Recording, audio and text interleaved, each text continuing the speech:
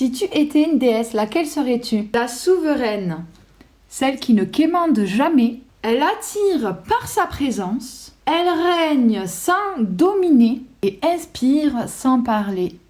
La visionnaire, c'est celle qui voit avant les autres. Elle crée ce que le monde ne comprend pas encore. Elle parle en symboles, en rêves et en fréquences. La guerrière sacrée, c'est celle qui ne fuit plus sa colère. Elle transforme la rage en action, la douleur en feu créateur. Elle défend la vérité, même seule et même blessée. La sensuelle, c'est celle qui guérit par le plaisir et la beauté. Son corps est un temple, sa voix est une prière. Elle rappelle au monde que la douceur est une arme divine. Elle ramène les gens dans le cœur. La guérisseuse, c'est celle qui répare l'invisible. Elle ressent les blessures des autres comme si c'était les siennes.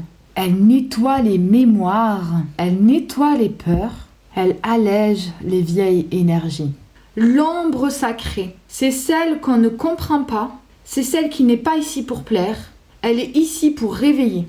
Elle a tendance à mettre les gens face à eux-mêmes. Elle révèle la lumière et les cœurs purs. La créatrice quantique, c'est celle qui code la réalité. Elle comprend les lois de l'invisible et du subtil.